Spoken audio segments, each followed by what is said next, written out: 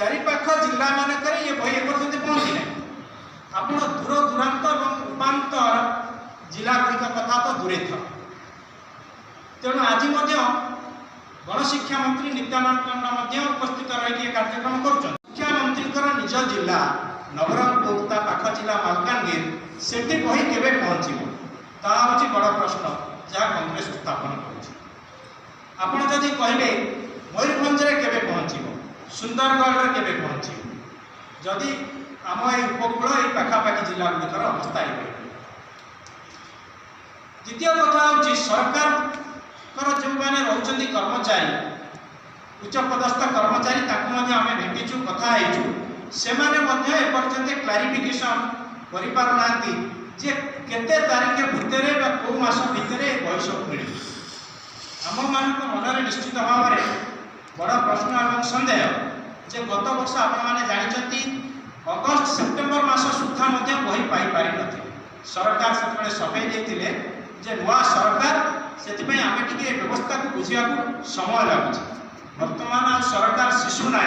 बर्तमान सरकार बर्तमान किशोर अवस्था दौड़ा और चलचंचल अवस्था सरकार ये बाबद में गत वर्ष अनेक प्रतिवाद और स्वर उत्तोलन करते अन्य जी उत्तोलन करते सर्वाग्रे से आम भितर आज उपस्थित अच्छा कृष्णचंद्र एवं सरकार ये बही आमर व्यवस्था अच्छी शिक्षा व्यवस्था जे प्रथम रु अष्टम श्रेणी पर्यटन मागणा बही मिल एपर्यंत मागणा बही मिले ये हूँ राज्य सरकार कथा जब एनसीईआरटी कथा कहवा एनसीईआरटी जो सीबीएसई कोर्स को मैंने पढ़ुं बही प्रथम रु अष्टम श्रेणी पर्यटन एपर्यंत मिलेगा आपंकर जो स्कूल करुँच सब से स्कूल गुड़ाक मिले और सबुठ बड़ कथा हूँ जो मैंने दशम श्रेणी परीक्षा देवे ये वर्ष से क्लास पाखापाखि 20 तारीख 17 तारीख विभिन्न स्कूल भुवनेश्वर और आवेदन करा मार्केट से बही मिलवा कथा कि मार्केट से बही बर्तमान मिलूनी पिलाने मसे बही पाऊना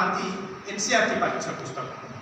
आउ गोटे द्वितीय बड़ प्रश्न जहाँ केंद्र सरकार को किए प्रश्न पचरा जाए एवं ए सफेद देवाई केंद्र सरकार कहते जेहेतु नवम श्रेणी पाठ्यपुस्तक सिलेबस कि परिवर्तन करा समय सापेक्ष कि समय मिलूँ कथा हूँ तो शिक्षा वर्ष आरंभ पिला पाठ पढ़े तुम्हें सिलेबस प्रस्तुत कर कहीं सिलेबस प्रस्तुत करने आपने जानती गोटे कमिटी थाए उच्च शिक्षा विभाग और गणशिक्षा विभाग सी बहुत पूर्व सामना से हिसाब से पुस्तक प्रिंट कराए कि एपर्यंत सिलेबस प्रस्तुत है जहाँ सूचौची आम गाँ गहली अति कथित ढगटी जे बाहाघर बेले भाईबण गुआर कथा बर्तमान तक चली तेणु यह निश्चित भाव में ओडिया माध्यमिक शिक्षा और ओडिशा सरकार और इंग्राजी माध्यमिक बस भाई जहाँ शिक्षा वर्ष आरंभ हो सारी आप जानते एप्रिल मास शिक्षा वर्ष आरंभ हुए और आरंभ हो सारी आम राज्य किंतु छात्र छात्री बही मिलूँ बिना बही छात्र छात्री मैंने शिक्षा वर्ष आरंभ कर पाठपढ़ा आरंभ कर छात्र छात्री मैंने अनेक असुविधार सम्मुखीन हो शिक्षक अनेक असुविधार सम्मुखीन अभियान जितेबले गोटे शिक्षार विकास कथा सरकार कहते स्वप्नर गप कहते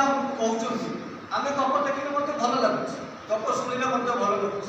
किंतु जो स्वप्नटा भांगी जाऊँगी आमको कष्ट हो